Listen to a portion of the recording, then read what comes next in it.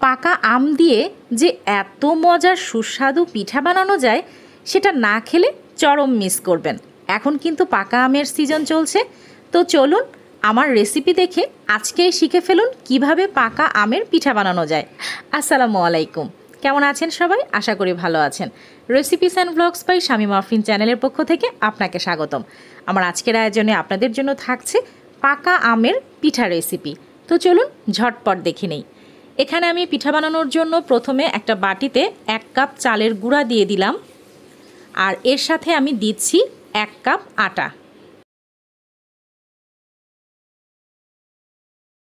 এবারে দিচ্ছি 1/4 চা চামচ লবণ। মিষ্টি জিনিসে একটু লবণ দিলে স্বাদের ব্যালেন্স হয়। দিচ্ছি 1/4 কাপ গুঁড়া দুধ। এবারে দিচ্ছি 1/2 চা চামচ বেকিং পাউডার। দিচ্ছি 1 কাপ চিনি। মিষ্টির পরিমাণটা আপনারা আপনাদের স্বাদ অনুযায়ী বাড়িয়ে বা কমিয়ে দিতে পারেন। আমার কাছে এই মেজারমেন্টটাই একদম পারফেক্ট লেগেছে।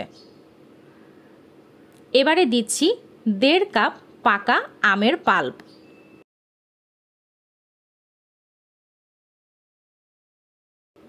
এবারে আমি আরেকটা বড় বাটিতে এটাকে উপকরণগুলোকে ঢেলে নিচ্ছি, যাতে করে আমার মাখাতে সুবিধা হয়। হাত দিয়ে ভালো করে মাখিয়ে নিচ্ছি। পিঠা বানানোর আগে পিঠার এই ডোটা তৈরি করাটা কিন্তু বেশি জরুরি, তো খুব ভালো করে মাখিয়ে নিচ্ছি।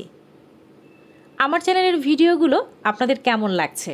যদি ভালো লাগে তাহলে অবশ্যই আমার চ্যানেলটি সাবস্ক্রাইব করবেন। পাশে থাকা বেল আইকনটি অন করে দিবেন, যাতে করে আমি কোনো নতুন ভিডিও আপলোড করলেই আপনার সামনে চলে আসে।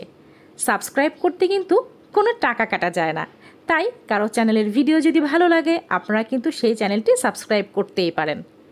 তো এই যে দেখুন, আমি খুব সুন্দর করে এটা মাখিয়ে নিচ্ছি। ভালো করে মাখিয়ে নেওয়া হয়ে গেলে এটাকে আমি ঢাকনা দিয়ে ঢেকে 10 মিনিটের জন্য রেস্টে রেখে দিব। খুব বেশিক্ষণ রেস্টে রাখার প্রয়োজন নেই। এবারে আমি একটা ছোট গোল কড়াই নিয়ে নিলাম।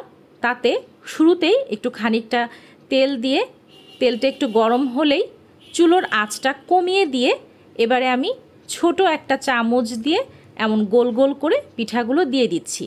চুলোর আঁচটা কমিয়ে রেখেছি, তা না হলে কিন্তু চট করেই পুড়ে যাবে। প্রথমে তেলটা গরম হওয়ার পর তারপর চুলার আঁচটাকে লো মিডিয়ামে করে পিঠাগুলো ভেজে নেবেন। এই যেহেতু এই মিশ্রণটা বেশ খানিকটা পাতলা, আমি এভাবে চামচ দিয়ে দিচ্ছি, তাহলে খুব সুন্দর করে এই তালের বড়ার মতো এই বড়াগুলোর শেপ হবে। আমরা সাধারণত তালের বড়াটাই মানে বেশি পরিচিত আমাদের কাছে। আম দিয়েও, পাকা আম দিয়েও যে এইভাবে বড়া বানানো যায় সেটা আসলে আমি নিজেও খুব বেশি দিন আগেও জানতাম না। হয়েছে কি, আমার ফ্রিজে অনেক দিন থেকেই পাকা আম ছিল অনেক।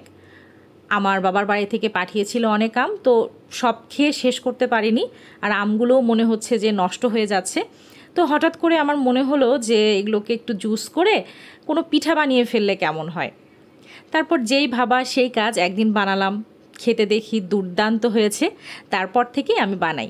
পরে দেখলাম এটা আসলে খুবই কমন। ইউটিউবে পাকা আম দিয়ে এরকম পিঠা বানানোর অনেক অনেক রেসিপি রয়েছে। তো ভাবলাম আসলে রান্না তো একটা ভালোবাসার জিনিস। একটু ভালোবাসা দিয়ে, যত্ন দিয়ে মানে রান্না করলেই যে কোনো রান্না কোনো ব্যাপারই না। পিঠাগুলো ভাজার সময় ভালো করে একদম কাছে দাঁড়িয়ে খেয়াল করতে হবে, একটু লাল লাল হলেই উল্টিয়ে দিতে হবে। এই যে দেখুন, আমার এক ব্যাচ ভেজে নেওয়া হয়ে গেছে, আবারও আমি দিয়ে দিচ্ছি। খেয়াল রাখবেন যেটা প্রথমে দিয়েছেন সবার আগে কিন্তু সেটা উল্টিয়ে দিতে হবে, কারণ বাকিগুলো দিতে দিতে ওটা অলরেডি কিন্তু এক পাশ হয়ে যাবে। আর প্রথমেই একটু তেল বেশি দিবেন, কারণ যাতে করে বারবার তেল না দিতে হয়, এক তেলেই সব পিঠা ভাজা হয়ে যায়।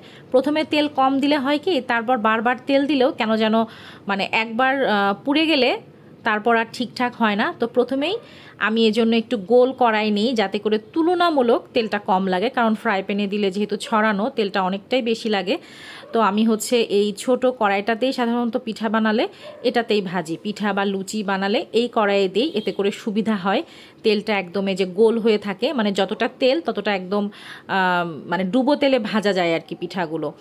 তো এই যে দেখুন আমার এক পাশ হয়ে গেছে, তো আমি আস্তে আস্তে করে উল্টিয়ে দিচ্ছি।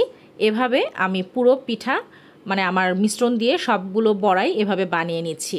এটা খেতে খুবই দুর্দান্ত মজা হয়েছিল এবং এটা আমি বানানোর মানে 3 দিন পর্যন্ত আমি খেয়েছি এবং পিঠাটা বানানোর পর শক্ত হয়ে যায়নি, একদম ভেতরে তুলতুলে ছিল। খুব ভালোভাবে মানে সব কিছু কুক হয়েছে, পিঠাটা একদম তুলতুলে। অনেক সময় যে তালের পিঠা বানালে অনেকে বলে যে পিঠা বানানোর পরে শক্ত হয়ে যায়, কিন্তু না, এই পিঠাটা একদমই তুলতুলে ছিল। আর আমি যেভাবে যে রেশিওতে চালের গুঁড়া, আটা, গুঁড়া দুধ, চিনি সব কিছু দিয়েছি, আপনারা যদি এই মেজারমেন্টে বানান তাহলে একদম নো ফেইল একটা রেসিপি আপনারা বলতে পারেন। তো কেমন লাগলো আমার আজকের এই সহজ আমের পিঠা বানানোর রেসিপিটি? আশা করি ভালো লেগেছে। ভালো লাগলে অবশ্যই ভিডিওটি ফ্রেন্ডস এবং ফ্যামিলির সাথে শেয়ার করতে ভুলবেন না। লাইক, কমেন্ট করতে ভুলবেন না। কমেন্ট করে জানাবেন, এতে কাজের উৎসাহ আরও বেড়ে যায়। তো আজকের আয়োজন এই পর্যন্তই। আপনারা সবাই খুব খুব ভালো থাকুন, সুস্থ থাকুন, আমার জন্য দোয়া করবেন। আল্লাহ হাফেজ।